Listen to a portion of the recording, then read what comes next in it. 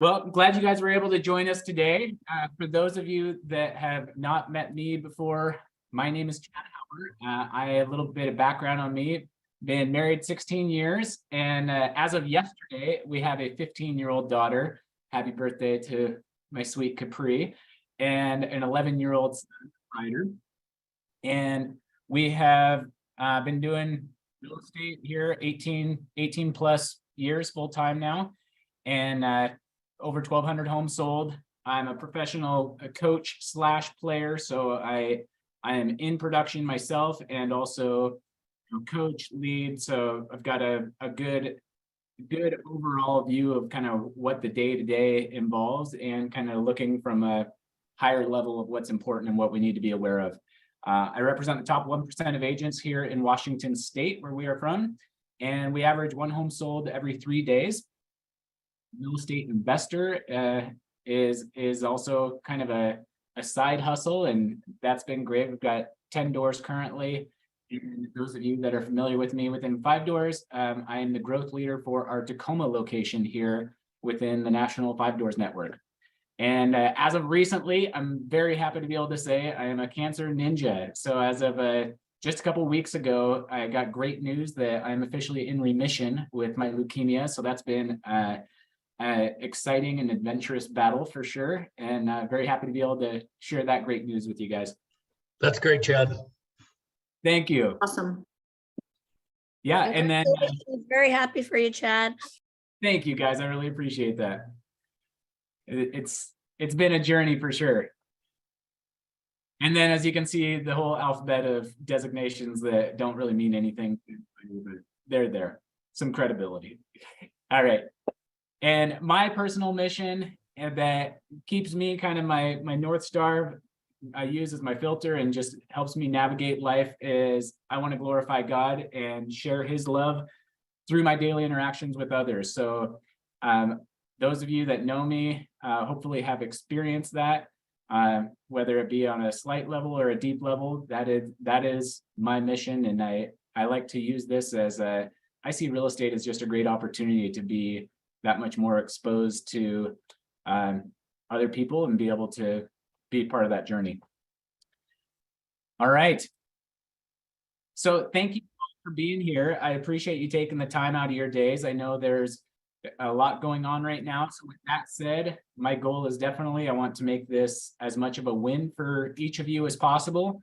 So I'd love to hear if you want to throw it in the chat or just speak up. Ideally, let me know kind of what is it that you're hoping to take away from our Rating Referrals training class today? I will turn it over to you guys. This is Katie. I would love systems. I don't really have a good referral system set up with like touches or like how you keep in touch with your referral partners and everything. So that's just like what your system is my big thing today. All right, awesome. We will touch on that for sure. What else? How can we make sure that you're leaving here feeling like that was good? I'm glad that was exactly what I needed to hear, what I was looking to get more clarity on. Some actionable steps. All right. Excellent.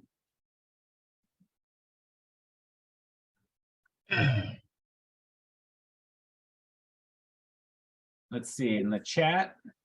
What do we have here? One good aha. Tanya, that's going to be hard to get one good aha for you. I'm going to make it happen though. Some next level training, something new that I haven't heard. Jennifer, all right. All right. And with that, let me just say this to set expectations. Next level isn't always necessarily what we need to be focusing on. If you're familiar with who's the legendary football coach? Vince Lombardi. Vince Lombardi, thank you. Starts every single season holding a football in the locker room of these professional NFL players. And he holds it up and he says, "Gentlemen, this is a football." And he starts with the basics, right? These guys have worked their butts off to get into that room. They are the highest level. And what do they focus on? They focus on, let's make sure we are nailing foundational before we focus on next level. So I want to challenge you, anybody here that's thinking that, like, I want to walk away with something next level. Next level isn't always what actually is going to bring us the success we're looking for. So we may have some next level things here, and that's not necessarily going to be the real secret sauce and magic within our businesses. All right. Anything else before we move on?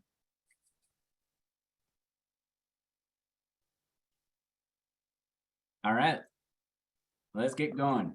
So this is really interesting. This is a National Association of Realtors did a study of conversion ratios. And one of the things that I committed to helping you guys with today is how can we work smarter, not harder?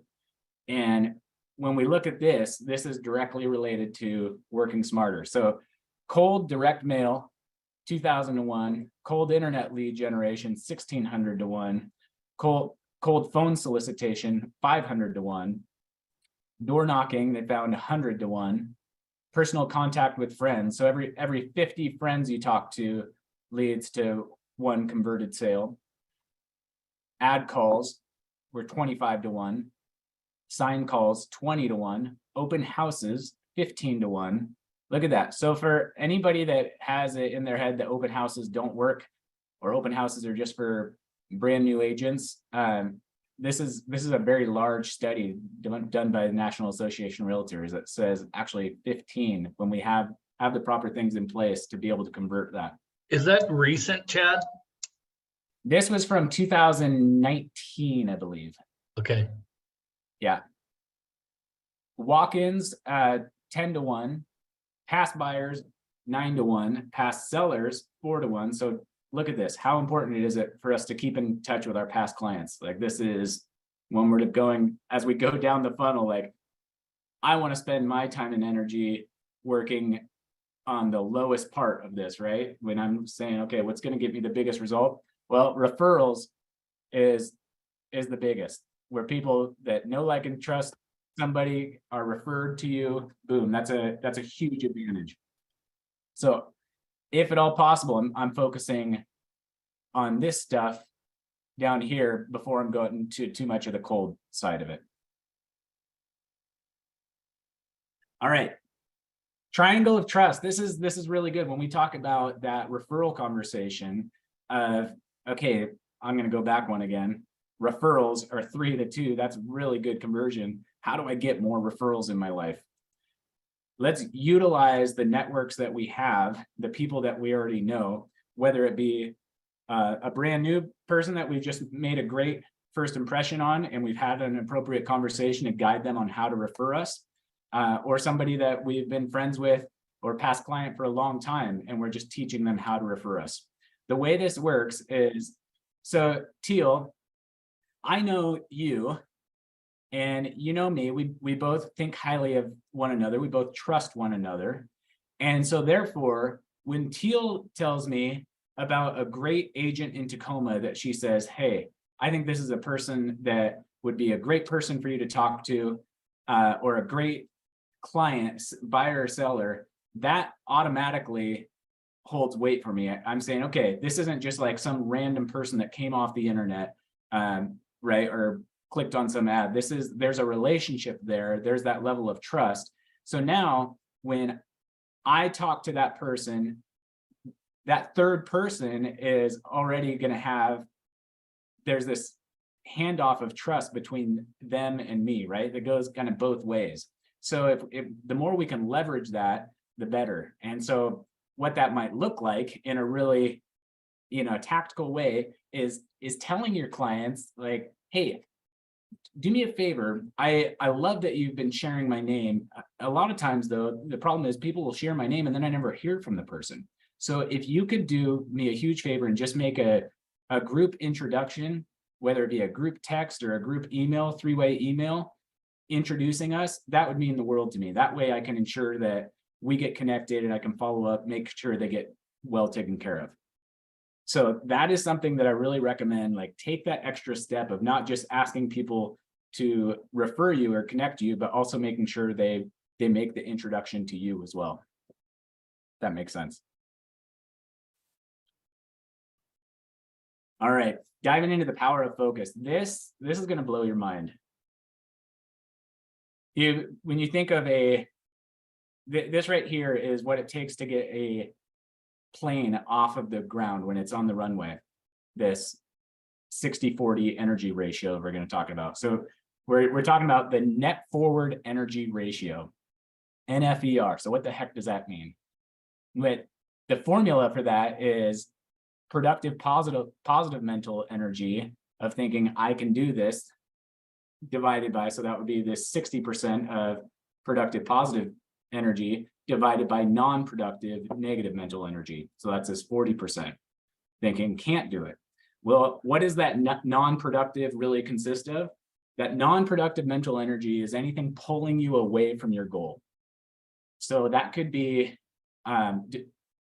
distractions, partial attention to something, some limiting beliefs around something, or simply just a lack of focus and not really paying attention there. And so when we look at that and do the math on it, okay, so if we're 60% positive energy focused on something, then that gives us an index of 1.5. What if we just increased our focus just a little bit?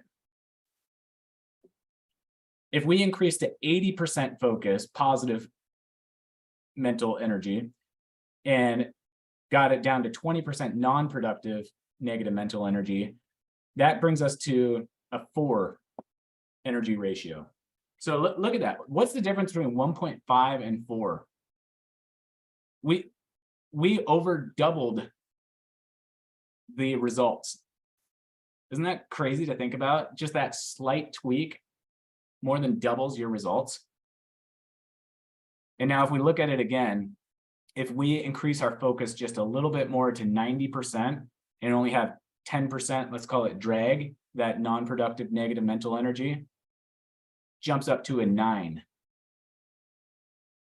Look at the difference in that. Like, I can't overstate this enough.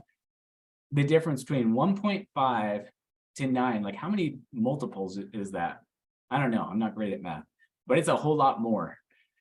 And so the key here is what are we doing to set ourselves up for success, to put this power of focus to work for us? You know, what does our home office situation look like? What does our work office situation look like if we have one?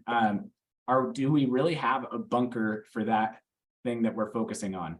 And this obviously applies to way more than just our real estate businesses. This applies to every area of our life. Like, what are the things that we can do to help put those, you know, what do they call it, that horses wear, where it's just those guards around their eyes? Like, how can we make sure that we're putting this to work for us? So I really want to make sure you're taking this into consideration and recognizing the drastic negative impact these non-productive negative mental energies play into your life. And so again, those could be limiting beliefs. Identify, like, what are the distractions that are pulling me away from this? And there's a lot of different ways. You know, I can tell you on a subconscious mind level, like, there's a lot of deep work that I personally have done that's helped me to be a lot more like engaged and focused while I'm like trying to get rid of a lot of the garbage that was weighing me down in the back. So it could be a million different things. I just want to bring your attention to this and recognize the power in it. Look at this, going the next level. If we were 100% full on focused on something, meaning had zero drag, if you do the math on what that does, it would equal infinity. The results are endless, like what the impact is on that. So we don't know what could happen when it gets to that. We sometimes call it a miracle. When athletes get to this zone, this area, it's considered being in the zone. And that's when they break records, right? It's like nobody could do it. Well, now somebody did. They got 100% full on, focused, committed, and got in the zone, and miracles happen. So in a sales business, this is the opportunity where you're able to triple your income without working more hours because you're more intentionally focused, getting rid of a lot of the garbage. Is that as cool to you guys as it is to me? Maybe it's just because I geek out on the analytics of it, but Yeah, it's you so like the math, exciting. Chad? Yeah. Right by zero? Yeah. You can. All right. So how do we go for maximum impact? I want to break down. This is from the 7 Levels of Communication by Michael Mayer. Great book. And he breaks it down really well. We're going to do a little exercise. You guys know how to do like the little hand raise on Zoom? I don't even know if I remember how to do that. Maybe if you know how to raise your hand, do that hand raise. Otherwise, just throw in the chat. We're going to do a little social experiment here. So imagine you woke up this morning and well, first of all, I want to have some fun with this. Who is somebody that you guys, maybe I don't want to get political on this. Maybe a musician. Who's like a halfway decent musician that you'd like kind of be interested in, but not super interested in? Throw out some names there. Like Elton John, he's not my, Perfect. not my Elton style, John. but at the same time, he's got a following, right? Elton John's Teal, I thought we were friends. Matter with you. Elton John's going to be our lukewarm dude for this exercise. So we are lukewarm on Elton John, and we wake up and we happen to still subscribe to getting the newspaper delivered on our front doorstep, and we're drinking our morning coffee and we open the newspaper and there's a giant ad right in the middle of the newspaper saying Elton John is coming to town. He'll be here this weekend. Buy tickets now. Curious, how many of you, by a raise of hands, let's just do that. If you're on camera, you can raise your hand or you can chat in. How many of you would show up to that Elton John concert based on that advertising that you just experienced in the newspaper? All right. So it looks like about 2 from what I'm seeing. All right. So the next day, you're doing the same thing. You're sipping your morning coffee and you get down and you're going through your mail and you've got a postcard from Elton John saying Elton John's coming to town this weekend. Buy tickets here. Is that going to do a better job of getting you there? It's Go a ahead and- postcard, like just like a mass-produced postcard. Mass produced. Yeah, it's not a personal written postcard from Elton John. No. All right. How about later that day, you open your emails and you're seeing something from Ticketmaster saying Elton John is going to be in town this weekend. Did that get you there? No? Okay, so we still only have, I think, 2 that I noticed that are going to the Elton John concert this weekend. All right. Next morning you wake up and you get a handwritten note in your mailbox. You're looking at it and it's from Elton John himself. And you're like, no way. No. And you're like checking to see it as the blue ink like smears at real ink, or was this like a computer generated thing? Sure enough, it was handwritten from John Elton himself, Elton John. And he says, Teal, I would love for you to join me this weekend. I'm going to be in town for a concert. Hope you can join me. Give me a ring whenever. It would be great to catch up. Teal is still not going to go see lukewarm Elton John. Because I think it's a trick. I mean, did he include tickets with the letter? Like, Right. Yeah. Okay. I just want Jill to know my mom says Elton John's the best concert she's ever been to in her life. I'm sure it is. And when I get the call, Katie, I am there. I was like, I hope you're showing up for that handwritten letter. See what Teal might miss out on if Elton John doesn't do a good job of being more influential here. So later that day, Teal gets a call, and I don't know how to do an Elton John accent. So he's just said, "Hey Teal, I'm gonna be in your town, Baltimore, this weekend." And I was just curious, like, are you able to join me? It would be fun to see you and just be able to show you what I do. Can I count on you to be there? I'll be there and I'll bring 20 of my friends. I'm there. Nice. All right. And the next thing you know is you're at that show, you're watching Elton John, you're with thousands of other people that are just cheering on, totally focused on Elton John, the man himself, performing. He's doing a great job. And everyone in that room is just like eyes fixed on Elton. He is the man that everybody is there to see, right? And after that, the highest level of influence that we get is going to be a one-on-one. So now imagine Elton John like reached out after the concert and he was like, "Hey Teal, I'm actually not leaving town until Monday. You want to grab lunch and just catch up? Love to hear what's been going on in your life." How likely are you to be there? 100%. All right.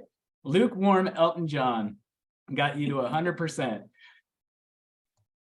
So I want you guys to look at this and recognize that this is totally applicable within our business in real estate. And, you know, we can pay for lots of advertising. We can send out direct mail. We can do emails, and those things aren't bad. Those things do work. However, this isn't necessarily what's going to cause people to take action. It's a great way to get information dispersed and sent out so people are aware of something. It's not a great way to get people to take action. Next level up is this handwritten notes area, and then we get into, you know, events and seminars. So that could be teaching a first-time homebuyer class, or how to prep your house for the market. It could be real estate investing seminar. It could be a million different things where you are setting yourself up to be that person that the whole room is focused on. And now you have generated credibility and this level of influence that is so hard to replicate elsewhere. Now you get one-on-one. That's where you get to really learn about the other person. It's not about you. You're getting to understand what are their goals, what do they want, and really creating that relationship. So I highly recommend like utilize this. And here's the other thing, like when it comes to cost, yeah, like you want to be as profitable as possible. Isn't it interesting? How much does it cost to do these things? Next to nothing, if anything at all. So why do we not spend more time doing these things? Our phone calls, events and seminars, and one-on-ones, writing handwritten notes. Spend your time where it's going to make the biggest impact. All right, let's follow up as another kind of data point, if you will, on just showing how accurate this information is. So this is from, if anybody is familiar with Larry Kendall's book, Ninja Selling, fantastic book. And I know anybody within 5 doors that got here on time and stays through the whole class is getting a free copy of this Ninja Selling book. So thanks for showing up, and there's tons of great value here. This is what Larry found the pecking order of communication was.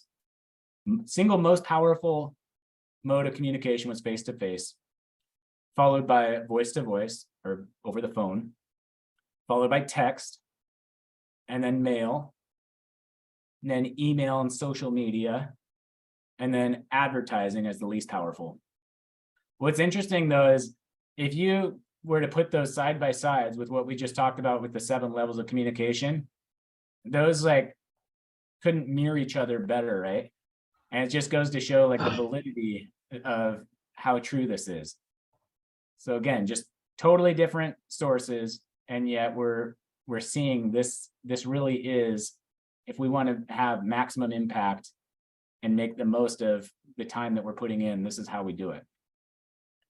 So Larry Kendall shares that live flow, he refers to this idea of being in communication with people as being in flow, which I love. It's kind of the whole ninja idea.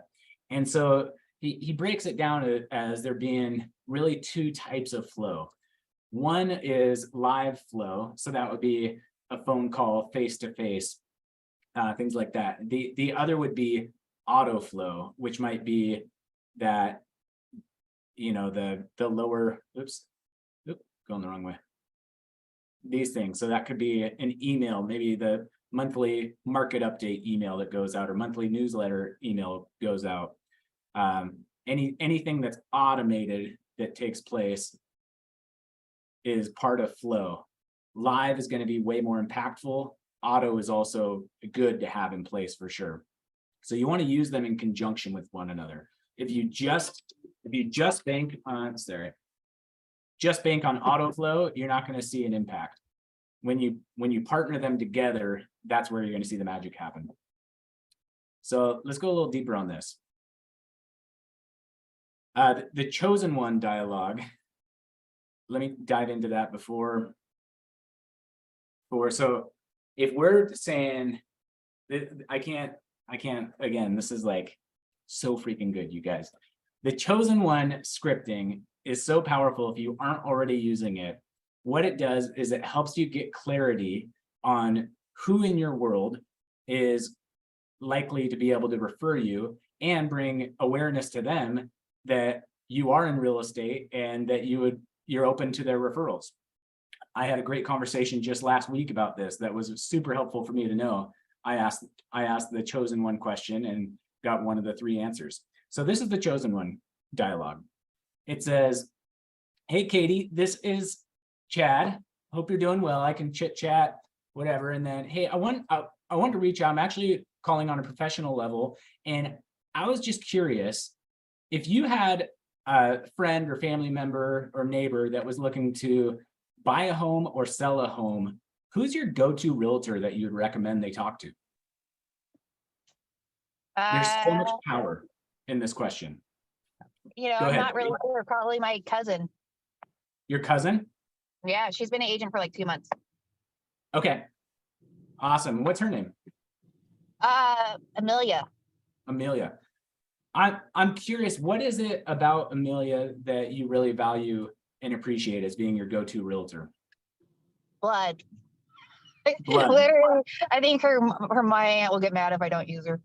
Totally. Oh, I get that 100%.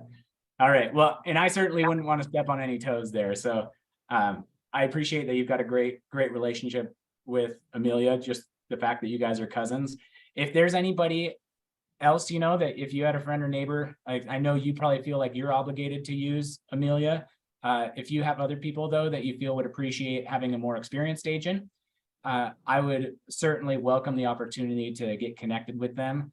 And I'm curious, like, when you do refer people, what are the things that are important to you? Like, if you were to refer me somebody today, what would be important to you about that? How would you like me to approach that referral? You know, Chad, I know you're hardworking and honest, and that's what I really like about you. You know, my fiance, if it was his way, we'd go with you instead of Amelia. But, you know, I think that's the big thing, is that you're honest. Awesome. Well, yeah, you know that for sure. I will take great care of anybody and just be totally truthful, even when it may not be what people want to hear, for anybody that you send me my way, especially in this market. Giving the honest truth of what's taking place is more important than ever. So that's something that you have my commitment. I'll be totally honest with people, make sure that they're set up for success. So thank you. Thanks for your time on talking about that. I do appreciate it. And you could either follow up in that moment. You could say, out of curiosity, is there anybody right now that you know that would be good for me to connect with that's looking to make a move in the next 12 months or so? My best friend's parents, possibly.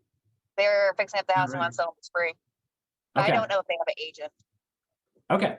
Well, I'd love to connect with them. You know, Katie, probably the best way to go about it, if you're comfortable with it, is if you want to just send a 3-way text intro or a 3-way email, that would be awesome. That way I can be sure to connect with them and make sure that they get well taken care of. And also we've got a really fun like referral rewards program too that I want to make sure that you get credit for. So if in the future, as you come across anybody that would appreciate assistance on the real estate side, definitely do let me know. Don't just share my name with the other person. Make sure that I'm aware of the referral too, so I can give you credit where credit's due. What is this referral thing you speak of? Yeah, so we actually, we do monthly fun giveaways, and so that's a lot of fun. Like, actually, this Friday we're doing a big, we do an annual movie theater takeover. So we're doing for our referral partners like yourself, we would invite you and your family. We're doing Santa photos and big elf premiere for just our clients alone and make a whole experience out of it. So we do a lot of different things like that. And yeah, it's just a fun way to make sure that, you know, we appreciate you. All right. So that's a wrap on that conversation. She told me, no, that's okay. So what I found out there though is that I'm not going to be like focused on trying to get her to use me for buying or selling a house. She's already got a strong tie there. So I'm just going to go ahead and respect that and use my energy elsewhere. There's 3 different things somebody could come to me and say. One would be, gosh, when I ask the question, who's your go-to realtor that you would recommend a friend or neighbor talk to when they're looking to buy or sell a home? And one would be, well, it's you, Chad, in which case I'd be super appreciative. Second, they would say, well, it's my cousin Amelia. Or third, they would say, gosh, you know, I don't really know. And let me tell you an uncomfortable story from years ago. I was calling on this sweet gal, elderly gal, for probably 10 years. I would call her every 3 months, quarterly, for all this time, checking in, and it would just be saying, hey, Virginia, it's Chad, and I just wanted to reach out as part of my client care program and see how everything's going. How are things at the house? Is any maintenance needs that I can be of a resource to you with? You know, if you need a good roofer, plumber, yard crew, I'm happy to connect you with the best people. And I would just have that conversation over and over and over. And she was always so sweet, and we would chit chat. And then the phone conversation would end.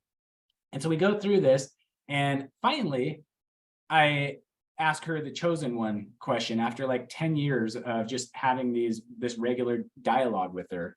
And I say, hey, Virginia, out of curiosity, if you had a friend or neighbor that was looking to buy a home or sell a home, who's your go-to realtor that you'd recommend they talk to?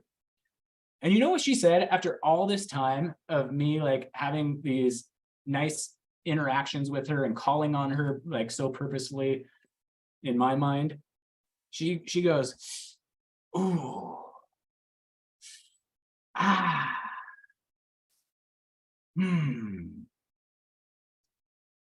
well, and it felt like a freaking eternity of her thinking who was her go-to realtor. And at the end of her thinking about it, she goes, you know, Chad, I don't really know. I don't really know any realtors. And I go, oh my goodness. I was like, well, I would love to be that person for you, Virginia, because that's what I do. I am a realtor. And she goes, you are? Oh, I thought you were a lender. And so all these years I had wasted by not being purposeful enough in having a more direct conversation and really getting clear. Does she have somebody or does she not? I had the same conversation last week with a friend that we see, and our families have grown really close together, and we go skiing together, and they've got a cabin in the same area that we do, and our kids are friends and go to church. We see each other on Sundays and love this family. And I reach out to her and ask her the chosen one question. And I'm so glad I did, because her answer was like, I had no idea that her cousin is like a top agent in the area, and her other cousin is like one of the top builders in our entire area. She does staging. I even know she had a staging company, but she does it with this other gal that's also her sister. And she's like, her entire freaking family is realtors and real estate focused. And I had no idea. Like we've like created this great friendship and all of this. And I was like, how did this not come up? So it just helped me to say, okay, I'm not going to direct my focus when it comes to professional like solicitation, like trying to earn somebody's business there. She was very clear. She was like, man, I totally love you, but there's no way I could work with anybody other than, you know, my direct cousin. Like there's such a tight connection there. So those sort of conversations are so powerful. It doesn't matter what they say, just having the conversation and getting clarity is going to help you along the way. Figure out where you want to be investing your time. When I first started, Chad, I have 3 friends that are constantly, if something opens up in their neighborhood, they're like, hey, how much is this? Hey, can you look this house up? Sure. And I asked that question to one of them, and I was number 5. And when she had a cousin, I was like, well, Kelly, why don't you just ask your cousin all these questions? What, you know, and I even took her through a couple of houses. I was like, I'm number 5? Like, come on. Yeah, it's so enlightening to just ask the freaking question. And it's such a easy way to go about asking the question. It's not overly direct or harsh. It's very relational. It's just coming from curiosity. There's no wrong answer for them. And it just cuts through a lot of uncertainty by going through the chosen one dialogue. All right. So moving on to going for maximum impact. So some tips for leading a powerful one-on-one. So we know the one-on-one is the highest level of influence, right? So the more we can spend our time in that influential zone, the better. So how do we lead a powerful one-on-one? There's a couple different ways. You can do it. My favorite, and it really kind of depends on what's your approach. You can do it from, you know, if it's more so just like friendship, I don't even want to talk business. You don't have to talk business, but you just want to develop that relationship further. Go over the Ford analogy. So it's family, occupation, recreation, and dreams. Like talk about those 4 areas, right? Or frog is another thing I've heard, same thing. And so instead of dreams, it's goals if you're using frog. So that's just a great thing. So what does that look like? Well, it's just asking about their family. What do they have any travel plans or vacations planned? What are they doing? What are they excited about? Occupation, how's work going? You know, and then a great way to, I'll finish this. So goals, like what are you working towards right now? Like, do you have any big goals or aspirations? And just getting to know what's of interest to them and getting to know them. It's not at all about you. Tips for leading a powerful one-on-one is 100% make it about them. Learning more about who they are, what they're about, what stage they are in their life, and you're going to get so much more information that way than you would if you were the one doing all the talking and kind of pitching yourself the whole time. So within that, a couple key questions that I recommend: go through the frog analogy, family, recreation, occupations, and goals. Frog, yeah. And then you can also go almost like from a coaching standpoint. So when you're talking work, like if you say, so what's your biggest challenge right now? And it might not be work. It could be in family too. What is your biggest challenge right now? And whatever they say, you don't have to have the answer, but you can show value to them. You can go meeting up with somebody a one-on-one. This could be somebody you've never met before. You scheduled coffee. You can go from a level 1 relationship with them to a level 10 relationship like that, just by having an impactful one-on-one. They can think the world of you. Let me walk you through how to do that. So first question is, what's your biggest challenge right now? based on whatever they say, it's going to be, well, what have you already done to work through that? Because rather than you giving them a bunch of information on it, you want to find out, okay, I'm not just going to puke all over you with all my great ideas before I take the time to find out what have you already tried. You're then going to go to what do you plan on doing next? So see, I don't have any answers here. I'm just asking questions. Next thing is going to be, when do you plan on doing that by? And would it be helpful if I check in and see how things are coming along by a certain date, and then put it in your phone to be sure you follow up? And you're going to be showing them, by doing that, multiple things. You're going to be showing them that you care about them, you care about their success, that you follow through. And all of those things are going to show character, and it's going to help with them knowing, liking, and trusting you, right? And we know people do business with people they know, like, and trust.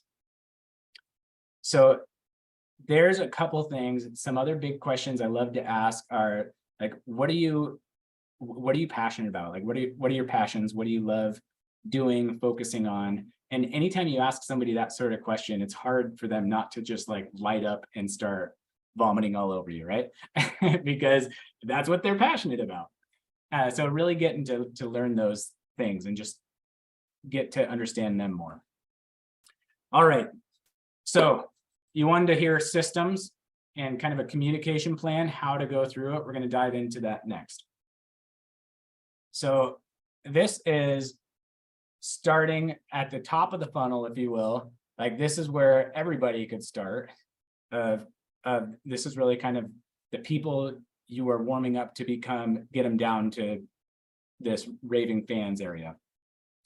And this is, we've learned in the Gary Keller's Millionaire Real Estate book, he calls it 8x8.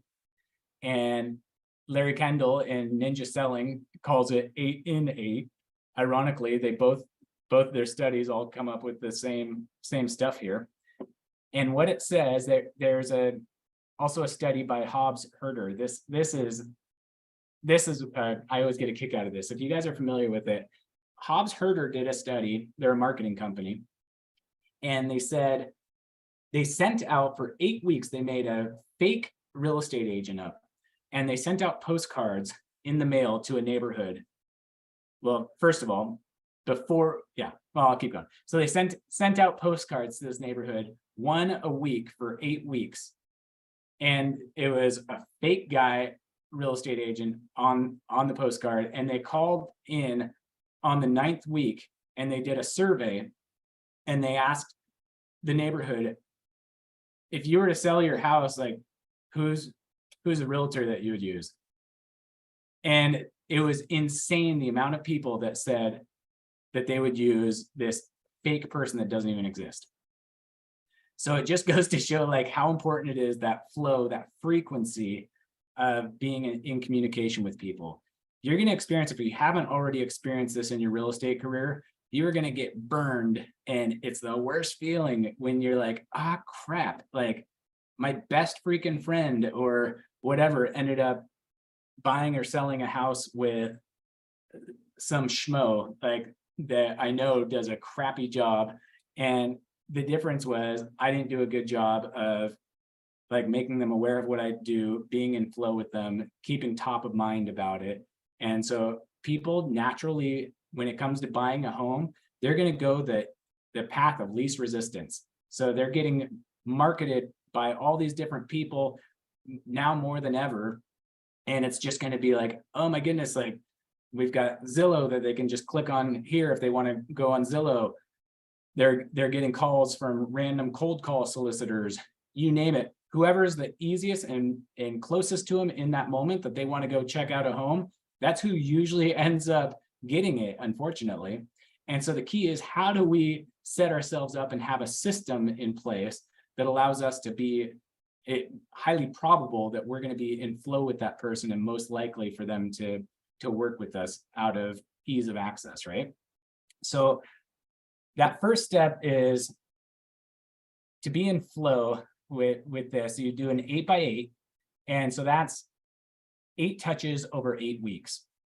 And you can do that through a number of different ways. So that some of those could be email, could be phone calls, could be postcards, could be meeting up. What we specifically do is we have postcards that are branded, and so we'll send those out in snail mail, and boom, those go out for the first 6 weeks, and then so one a week, each saying something different. And then the 7th week is you call the person, checking in, and during that call, set up a one-on-one for the following week. Like, hey, let's catch up. Be good to get coffee, meet up. So you want to stagger that, figure about five new people per week. And the reason for that is because if you start doing too many of them, then how the heck are you going to do coffee, a one-on-one with all those people all in the same week, right? So if you figure, okay, I'm going to manage to get five one-on-ones each week, boom, and that's if 100% of them are able to do it that week, which isn't going to happen either. So that's just a very, a systematic approach that you can take towards doing this. What Larry Kendall talks about in ninja selling is the D's, the flow. So the mode of frequency or the amount of frequency, it would be 8 times in 8 weeks. And then once that's done, you would move them down the funnel into being a C, where they would get 40 touches per year. So when do we use this 8x8? There's a lot of different opportunities that you can use this 8x8 approach. And one would be building a brand new relationship. So if you meet somebody, whether it's, out and about or at your kid's school or wherever it might be, you want to get their contact information and then be intentional about putting them into this flow. So it could be a great way of rebranding yourself as a realtor. If you're starting a real estate career and your database still thinks of you as maybe like the hairstylist or whatever your prior job might have been, this is a great way to help become top of mind as a real estate agent for them now. It could be a great way to just rejuvenate a stale database. If you're doing farming, this is a great way, as we saw from the Hobbs herder research, this is a great way to create mind share within a very specific targeted farm area. You could even go and do an annual refresher. So if you've got a 200-person sphere of influence list, like how great would it be to just make a point? All right, five a week, I'm going to get set up on my 8x8 plan here to make sure that I'm keeping top of mind with them, right? Then from there, you're going to go down to, once that's complete, you put them on to the 3 auto flow items each month. So that would be 1 email or mailing every 10 days, plus a live quarterly connection. So phone call, in person, whatever it might be. Drop down from there, and that brings you to what we call Bs, or your fans. And they've gotten everything that the D's and the C's had, but now they've graduated and they're getting more attention. They could be getting cards, occasional gift or bottle of wine, whatever it might be, gift certificate, some sort of way of making sure that they're feeling the attention and appreciation. So they're being touched 40 to 50 times per year. And then your raving fans, these are going to be the people that are getting 50 touches per year. So you're not going to have a lot of these. These are going to be the people that I would say are getting you 3+ pieces of business each year, whether it be they're buying and selling directly with you or they're referring you that business. Any questions on this? Does this help? Was it Katie that said the system was important? Tanya? All right, does this help? No? That was great. Thank you. Okay. Chad, can you send that slide out? Yeah, for sure. That'd be awesome.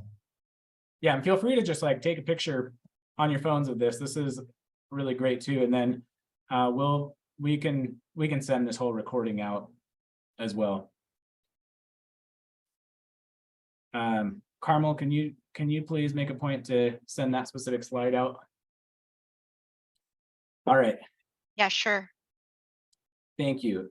And then connecting on the human level, letter from the heart. This is, oh my goodness, this is so impactful. I've got one right here, actually. Like, this is one I sent out a while ago, and I've got another one that is being stuffed as we speak to go out to another 350 people.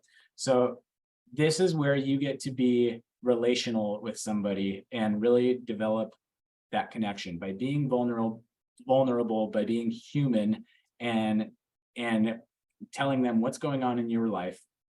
So our one-on-ones, we usually aren't just like spewing and telling them all about us. It's we're inquiring, learning about them. The letter of the heart is a great way where this is our opportunity to share what's going on in our lives. And I recommend, be vulnerable, be real, and do it. Like, what are the lessons that you're learning through the struggles that you're going through, or the recent wins that you've had, all of it, because there's that human element, that human connection that takes place when people can be like, oh yeah, I know what he's going through, or what that feeling is like. And so the more you can help connect on that, the better. Letters of the heart, every time one of our agents sends them out, and myself included, it's like you're gonna have a flood of phone calls or texts or emails of people just saying like, oh, I got your letter, thank you so much, that was so impactful, or whatever it might be. And it just creates this opportunity for people to engage with you and further that relationship. Some other key points of the letter of the heart I would recommend are have a PS on there as a call to action of just saying, hey, PS, I would love to connect with you and learn what's going on in your life. Let's get coffee or breakfast, lunch, whatever it might be. Call me, so I don't want this to be a one-sided conversation. Questions on letters of the heart?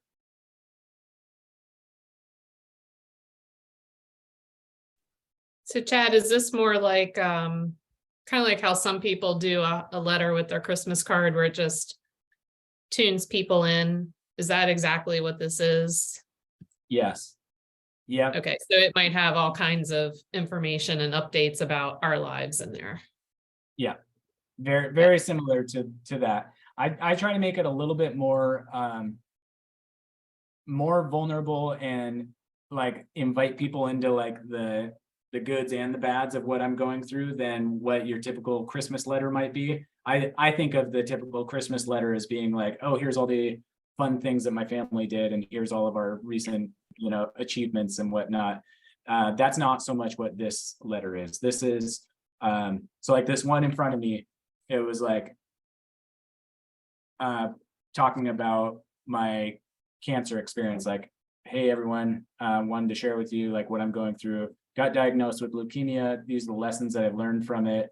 And just really like this is what was going through my mind in the moment. And it's just like try to go as deep with it as possible. Because that's where you hit the human connection element, where people can relate, and it's not just like, oh, here's another Christmas update. Yeah, that's neat. All right. Any other questions on that? Oh, pictures is something else I would definitely recommend putting in. Don't just make it a letter, like incorporate pictures into the letter just to make it fun. If at all possible, keep it to just one page. You got to extend the margins to fit all the text on one page, and that's a little trick you can do. And it's also, you're not putting it on branded letterhead. It's not like, oh, Teal Clyde's Realty. That's not what it is. This is a personal letter from the heart. This isn't a marketing piece.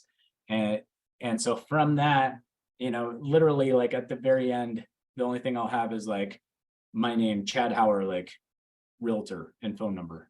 Like it's not at all like logos or anything like that. There's certainly a time and a place for marketing. This just isn't it. And the same thing goes with the what we call power notes, the handwritten notes. I don't recommend using branded stationery or adding business cards or anything to it. The purpose of those is to develop a relationship, have some sort of call to action, continue going on from there. All right. The Great Retrace. So this is fun. This is the perfect time of year around, Thanksgiving is such a fun time to do this. So we're gonna do a little example. Who's somebody that's closed a sale recently with somebody from their sphere of influence, maybe, or a referral? Christina. Christina. All right. So who specifically was the last home sale that you closed? Who was it? It was an Ojo lead, a warm transfer lead. Cool. Okay. What about one that was like a referral or sphere of influence? Christina, you didn't close it yet, but I would use D because I think this is a good Okay, scenario. I'll use D. D, Mhm. a gal. Yeah, D-E-E, yeah, Deidre.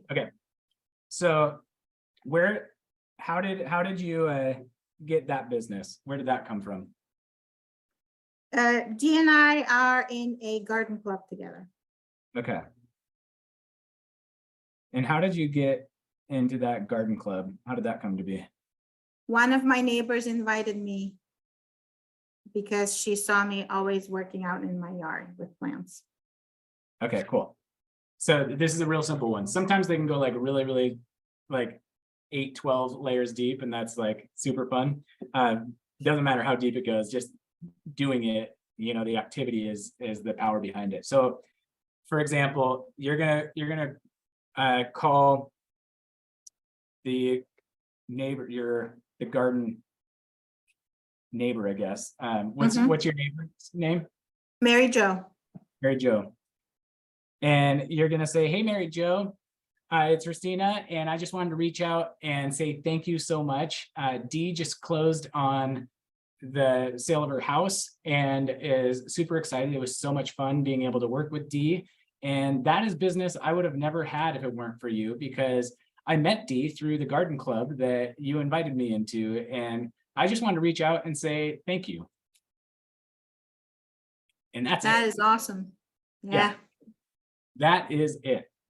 And so when you think about that, like, and that can go further beyond. So if, I understand you met Mary because she's your neighbor, but maybe if it weren't your neighbor, maybe she was, somebody else that you met some other way. Doesn't Then you matter, could right? take it another layer deep, and you would talk to, let's say you got introduced to Mary through Tim. You would then call Tim and say, hey, Tim, I just wanted to reach out to let you know, we just closed on the sale of Dee's home, and she is super stoked, and it was so great to work with Dee. And you're probably wondering who the heck Dee is. And Dee is actually somebody that I connected with through the garden club that Mary invited me into, and I would have never met Mary if it weren't for you introducing us. And we've got a great friendship now, and so I just wanted to say thank you. That business that I have from Dee would have never been there if it weren't for you. So that's all, Tim. Thank you.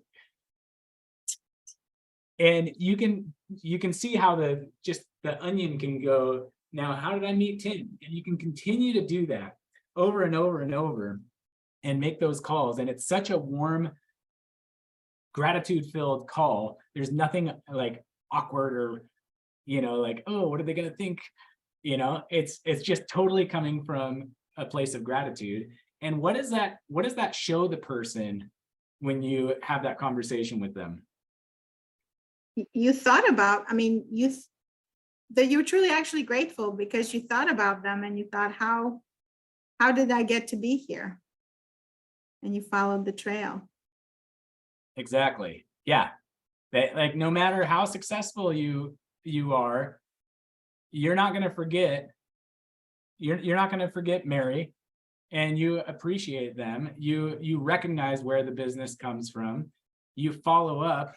You said, hey, I took great care of this person. They had a great experience. I enjoyed working with them. There's so many like little messages that can come from that very simple conversation. Yeah. So the great retrace, I would go through all of the clients that you've sold homes to this year and do a great retrace with, pull up that list and be like, okay, that's going to be my phone calls this week, is just having those awesome conversations. That is a ninja tactic. Yeah. Love that. All right, strong, weak, and dormant ties. These are 3 different ties, connections that we have with people. Curious if you guys want to throw it in the chat. Which one of these 3 connections, strong, weak, or dormant, do you believe is 58% more likely to be able to help you find a job?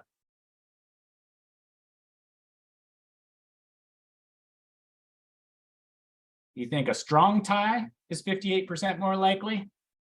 A weak tie is 58% likely, or a dormant tie 58% more likely to be able to find you a job More likely compared to what? than the others?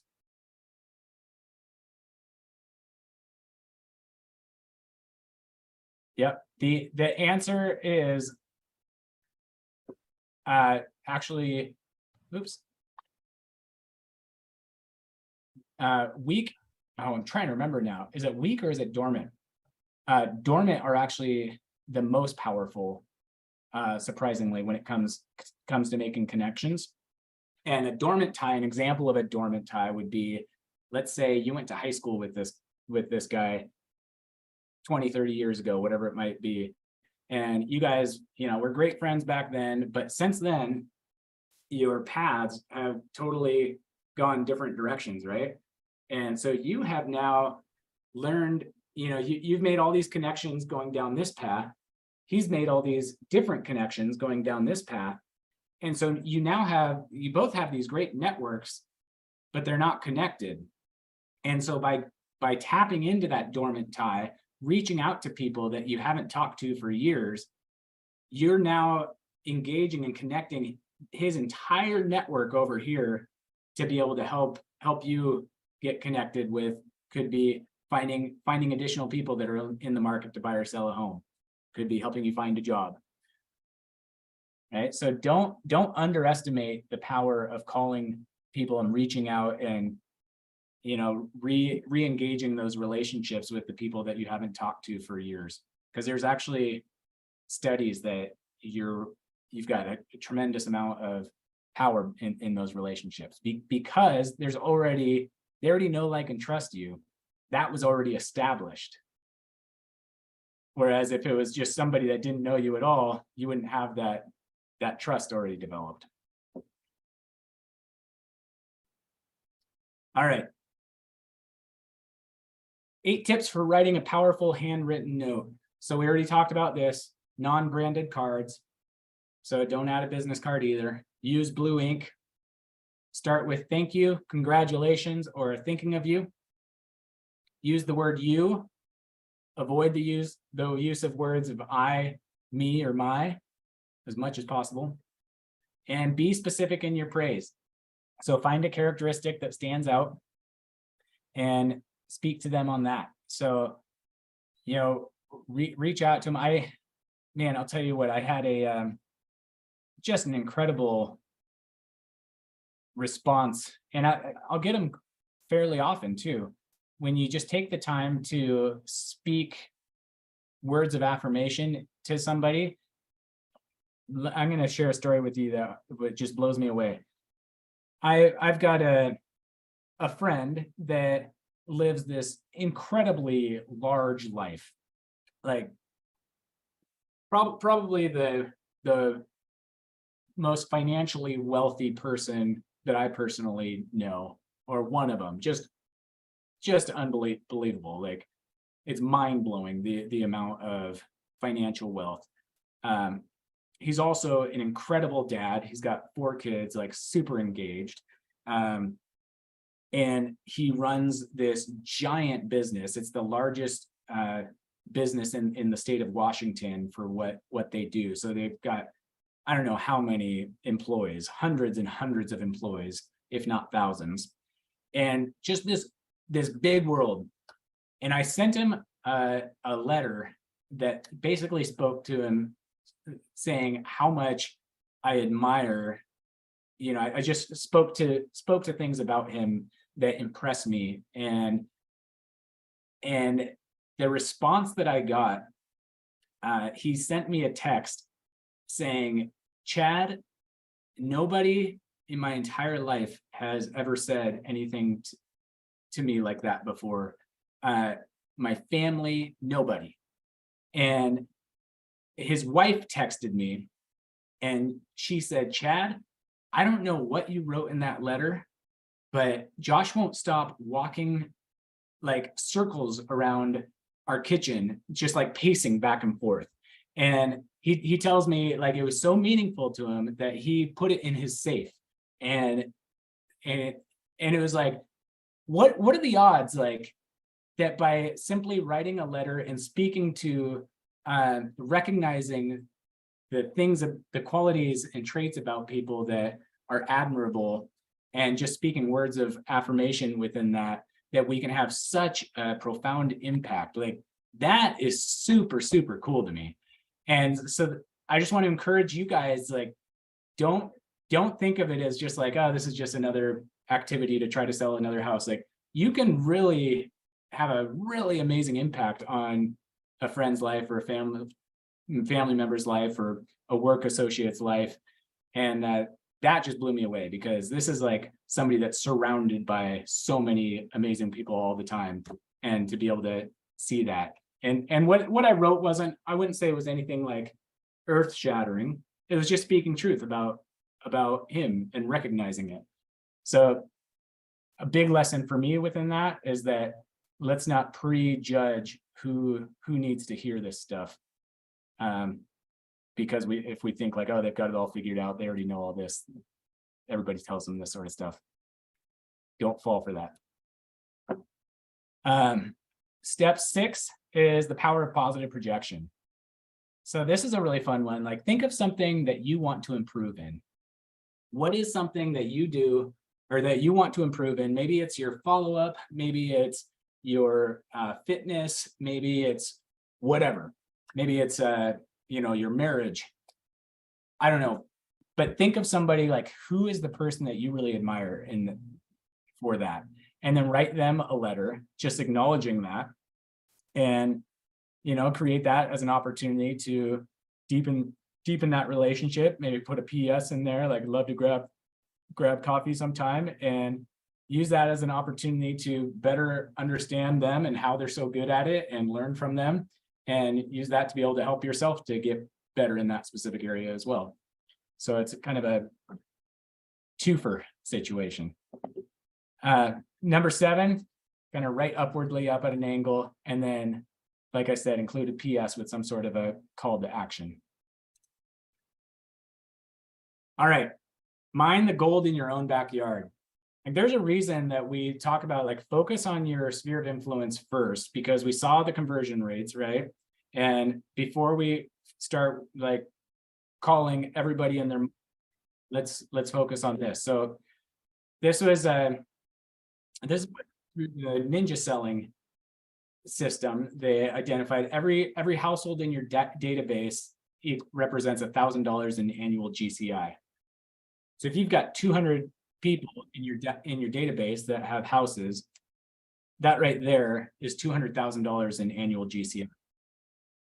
So now the question is, how do we make sure that we are actually getting into it and maximizing the opportunity, and not just letting it go to the wayside and missing out on it? There's 2 lists that you can create here. One being your hot list, and these are the people that want to buy or sell, that you sell with you within the next 3 months, right? And then the next one is super ninja. It's your warm list. And this is people that probably want to buy or sell within the next year, but they don't know it yet. So 20% of your database should end up here. Think about that. They probably want to buy or sell, but they don't know it yet. So you're being the ninja that's figuring out that they're probably going to want to buy or sell ahead of time. So you're going to take out your database of people you know, go through the names one at a time, bring the person or family into your consciousness and just think about them, what their situation is, and ask yourself the 16 questions here that I'm going to share with you. I'll put this in the chat too.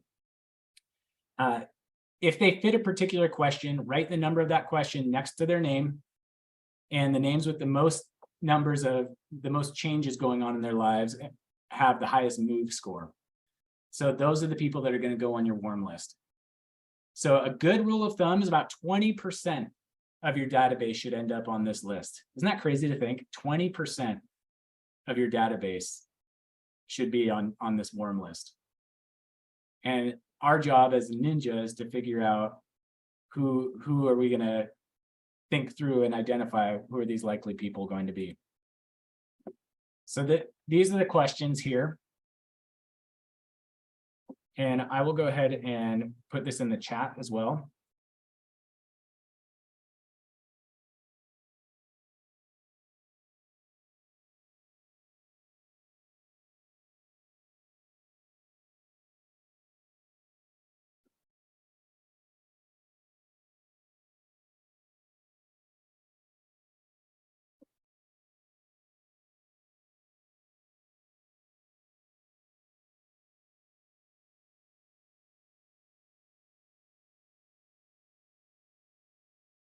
All right. So I just put it in the chat. So that's one of this is a great year too, to when things are a little more slow, right? To take a time, get your list and start going through this exercise.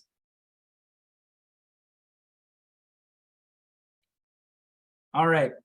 So action items, action steps. What are the daily habits in order to really go from relationships to referrals here? First one, mindset. So focus on daily gratitude. Show up for work and stop opening your emails first. Remember what we started this with, talking about the power of focus. A lot of those emails can be a big part of that weight that pulls us away from being focused. Stick to your agenda. Remember the power of focus. Write two of these personal notes each day.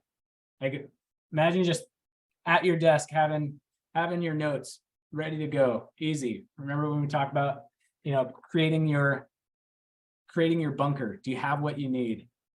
I got my little lunch snacks here, be able to help me be able to stay in the zone and stay focused. Focused on your hot list daily, focus on your warm list daily. So now if we go to weekly habits, make your weekly customer service calls. So that's going to be to your active clients, your pending clients, right? Don't lose sight of how powerful those relationships that you're already active with, providing a great experience to them, that's going to create referrals in itself. Schedule 2 live real estate reviews. What's a real estate review? Well, basically reaching out to your past clients. This could be something that you could incorporate into when you're calling through past clients as well. Like, it doesn't need to be a past client. It could be somebody you've never sold a house to before. Just saying like, hey, I know the market's changing a lot. I'm offering friends and clients a real estate review right now as to what's going on in their neighborhood and with their house. This is something that would be helpful. I'd be happy to set up a time. We could either do it via Zoom, or it could come by the house, or you come into the office, whichever you guys want to do. And it just gets them thinking, when they're thinking real estate specific, now you're showing up as a professional, not just another real estate agent, and you're making it customized to them. So have 50 live interviews. And why do we call them live interviews rather than, we always say 50 conversations, right? What I like about this, Larry Kendall in the Ninja Selling talks about live interviews, because what it's doing, those interviews are when we're asking the forward questions, asking them about their family, occupation, recreation, and dreams. The more we can understand that and know those things, the more insights we have as to creating that warm list and understanding where they are, right? If we don't take the time to ask those things and know that information, then we're not going to be as well equipped to be able to recognize somebody that's going to be wanting to make a move in the future. And then every week you want to be sure you're updating your database, because we know our database is our business. All right. I'm going to skip through some of this when we're talking about personality profiles, unless we have some extra time. Then we can jump back to it. So know your plan, the 4 jobs of a realtor. Tanya, I know you know the 4 jobs. Who else here can tell me what are the 4 jobs? It could be argued that we actually have 5 jobs if we put an S on the end. What are our plans? Somebody share with me what is our 4 to 5 jobs as a realtor? What is our business? Negotiations, What lead was that? gen, negotiations, lead gen, lead follow-up, scripting, Yep, and lead you gen, got it. lead follow-up. I think that's it, yeah. Yeah. So the P, you guys can see my screen, right? Yeah. The P is for prospecting. L is for lead follow-up. A is for attending appointments. That's a buyer or a seller consultation. And N is for negotiating contracts. Add an S at the end for scripts and dialogues. All right. So how well are you doing on following your business plan, doing your job as a realtor? It's always good for us to look back at this when we're thinking, am I getting the results that I'm wanting? Well, let's look, how much of our time are we spending doing the activities within our plans? All right. We've got 12 more minutes. I can dive into behavioral, how we can communicate better with people based on behavior styles. We went over a lot here. We went over conversion ratios, triangle of trust, the power of focus, communication period, the chosen one, how to conduct a powerful one-on-one communication plan, letter of the heart, the great retrace, the power of dormant ties, all of these. I would love to hear from you guys. What are your takeaways? Help really solidify the learning here. Share with me some of your ahas or great reminders. I don't know, Tanya, did I give you the aha you were hoping for? One aha? I really like the 16 points of working smarter, not harder, and going down your SOI and placing those people in those areas. I can think of 3 that one just got married, one wants to expand their family, and one who's probably going to be moving for love to another state. All right, that warm list. Yeah. Reading that warm list. Perfect. Yeah, that's super powerful. The what you shared on the great retrace, that whole conversation with Christina, that's huge, and a solid way to just make a call to someone saying how they've impacted you and how much you appreciate it. That is so huge. So that was my aha, that I need to add that. Love it. Yeah, it can be a great thing to add to just the end of your process for any closed transaction. You could either do it every single time you close, just make it part of your process, or make it an annual deal when seasonality tends to get slower this time of year during Thanksgiving. It's a great time to be giving thanks as well. Now, Chad, we have a couple questions from Jennifer from earlier. Okay. So she wants to know if did you take that person out of your database at that time, the person that her cousin was a realtor? I wouldn't take them out of my database. I just wouldn't spend the time. They could stay on the auto flow aspect of it. And then I would just not spend the actual time of doing the specific prospecting calls and mailers to them. All right, the other one is, what do you write on your power notes?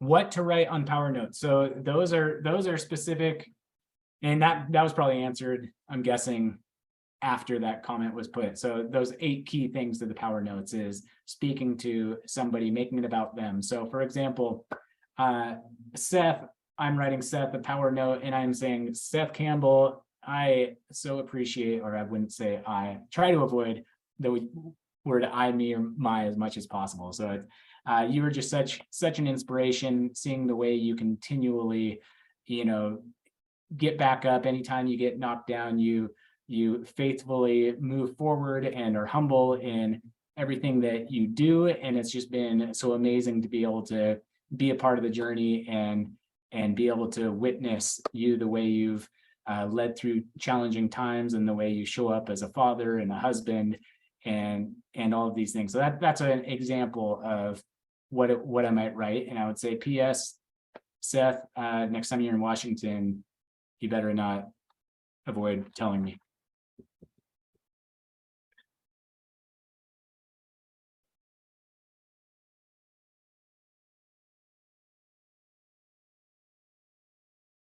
What else did you guys learn? And remember, this isn't just for you in sharing. This helps everybody here in this class as a refresher and a reminder. I think it just reminds me that it's simple, not easy, and it doesn't have to be expensive. You don't have to send gourmet brownies to every person who gives you referrals. Yep. Yeah, I'll go. Mine's similar to what Katie said, is like, I think about an immense amount of effort we put like on some of those lower, broader communications. And then like the big 3 is like, for me, was like the letter of the heart, right? Is I was kind of like in Teal's camp, where I typically would think about that as a Christmas thing or end of the year or a New Year's thing, when just doing that on the regular, somewhat with frequently, and sharing like your struggles. I mean, that was powerful. Even just like hearing you talk through that, could see the bond that it could create, right? And it's a letter, Yeah, with a picture that you just send out, right? Again, not high cost.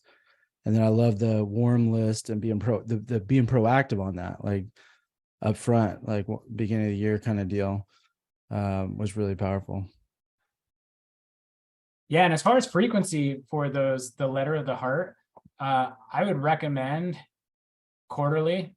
Like ideally, if you did it monthly, that'd be amazing. But personally, I struggle to have that much great things to be able to talk about every single month. But quarterly would be a good frequency to shoot for. I'm in a class right now, and with the letters, they say at the beginning of the year, do one that talks about what the market's doing, what our goals are for the next year, and then what you're doing in the community. So like what donations you're making, and you should do that in January and then give a half-year update on the market. So those could be 2 of the 4. Yeah, that's good.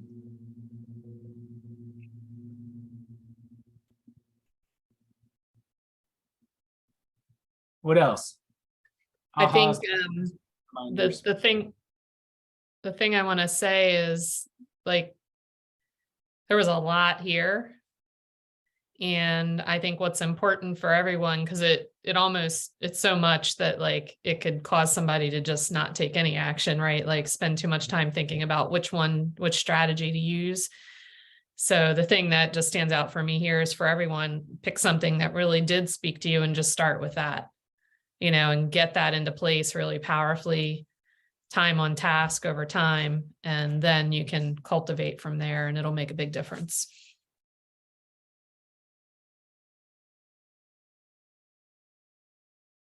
Yeah, great advice. Yes, that's brilliant advice right there. Yeah, so speaking of, who was it that was it Jocelyn? Where is action steps the specific thing that you wanted to take away from this?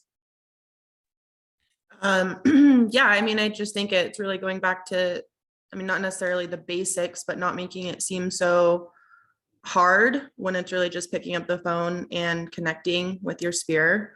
So I'm actually gonna go back this week and make a couple calls in my sphere that I haven't done in a while. Just kind of brought that up for me to go back and do some of those calls. Awesome. Yeah, I I think there's, I'm sorry. No, go ahead. I think there's a lot here and I would love to. Well, these are all action steps, really. Every single one of these bullet points is an action step. And I want to incorporate them all and focus my business at the bottom of that funnel, right? The little parts of the funnel. And I've really been focused a lot more on the wide part because it seems easier and less personal. And the little ones, it's more personal, and for me, that's harder. But I think I can go, I'm going to go for it. Yeah, and well, go ahead, Jennifer. Oh, no, I was just gonna say, because you know, at the beginning when you said, what do you want to learn from this? I said something next level that I haven't heard. But I can see so much after everything that you've presented, how consistency beats creativity every single day of the week. And just being able to follow up and follow through. And I mean, that's more important than how you do and what you do and what sticker you put on the card. You know, at the end of the day, it's more important that it gets done. So that's my biggest takeaway. I love the Ninja Selling book. I'm curious of when you read it though, because when we first met, I don't think you read it. So somewhere between now and then you've read it. And I have to reread the book now that all your slides are really good, honestly. Good, thank you. That's awesome to hear. And that is so true on the consistency beats creativity every time. And Christina, what I was going to share with you on the, you know, you're saying like I'm focusing more on the funnel, or I've been, I think what you're referring to is this here, right? Is that what you were talking about? I was referring more, no, like the conversion ratio thing, like the cold leads, like the first thing. Yeah. So much more in the cold leads up there versus just, yeah. Yeah, and it's, you know, some people are just don't want to talk to their sphere, or they don't have much of a sphere at all. If you're brand new to an area, that can be a real scenario too. And so I would just say, if anybody's in that boat, like recognize like this right here, the open houses 15-1. Like I know Gail in my office, for example, she was rookie of the year, sold 79 houses in her very first year. And she had a real, like, she didn't want to talk to her sphere, her database. She was like, I don't want to do that. And so there's a way to do it without talking to your database too. Like what we really covered today was really focusing on how do we work smarter, not harder, right? And how do we, you know, mine the gold in our own backyard. But so Gail, for example, she did open houses like freaking crazy. That was her deal. She didn't talk to anybody, but she did, I think, 25 open houses in the month of December in Washington State, by the way, which is not pleasant to be out and about. It's very dark, it's very rainy, it's very cold. And so it's like, what do I want to focus on? Do I want to focus on more lower down, like working on my nets spheres? If not, there's other I can focus on instead. So I think just having this, you know, this data to be able to look at it and really just get clear on where do I want to focus my time and energy, and then truly put those blinders on and focus. When we look at, again, the power of focus, like that's, I think, really, really empowering. All right. And on that note, we are at time. So thank you guys for joining us. It was great to be with you all. I appreciate you engaging, and speaking up. It's way more fun this way than talking to a bunch of quiet people. Thanks a lot, Chad. Bye, Chad. Have a great day. Thank you. Thanks. You. Take Thanks, care. Chad. Want to say goodbye, Riv? Bye, River. Thank you. Bye. Bye.